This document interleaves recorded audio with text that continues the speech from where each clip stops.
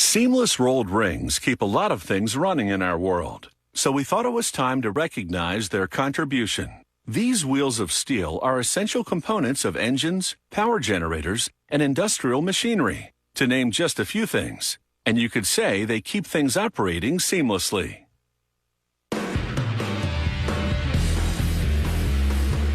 Seamless rolled rings are at the center of the action in a lot of machinery, such as bearings, gears, and connectors.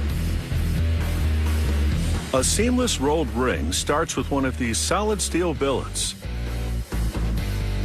A powerful magnet moves them into a queue for production.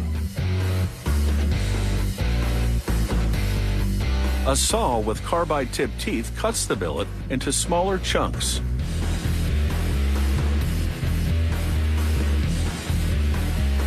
A hydraulically powered claw then takes the cut piece to a furnace fired to 2300 degrees Fahrenheit. That's hot enough to soften the steel for forging, but below its melting point. The steel turns bright yellow, which indicates that it's ready to be removed. The operator places it in a chamber where chains batter the ends to break off scale formed by the searing heat of the furnace. The claw then transfers it to an 1100-ton press. It squashes the steel slightly, causing the scale on the sides to crack and break off.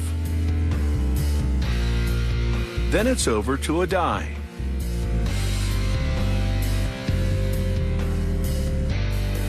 A worker places a bit of coal in the center of the hot steel chunk. The coal catches, generating a powder that lubricates the action of a 2,800-ton punch. The punch pierces the center of the steel and pushes it against the walls of the die, transforming the steel chunk into a donut. 30 feet away, the operator controls the gripper to lift out the donut.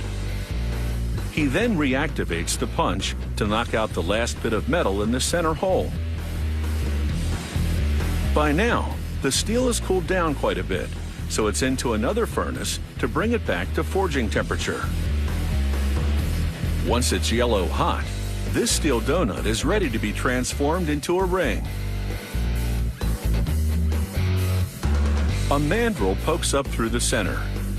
It stabilizes the donut as a conveyor slides it into position for ring rolling. The donut rotates, and rollers press against it to shape it into a thin, wide ring. Cone-shaped tools above and below also spin against it to establish the desired height. The hot steel is easily manipulated by the tools and stretches like putty. This process turns the donut into a ring, and that's why they call this ring rolling. The change is truly dramatic. A worker stamps a serial number onto the rim.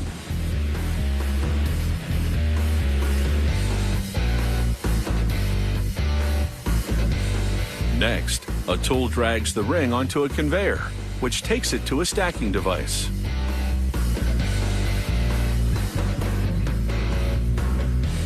The rings cool from yellow to orange. Soon, they'll be completely cooled and ready to head into another furnace, this time for heat treating. This tempering process relieves the stresses in the steel caused by all that rolling and forging. This makes the steel stronger and more resilient. Once this ring has been cooled and hardened, they position it on a turntable, relying on a special gauge to let them know it's on the mark.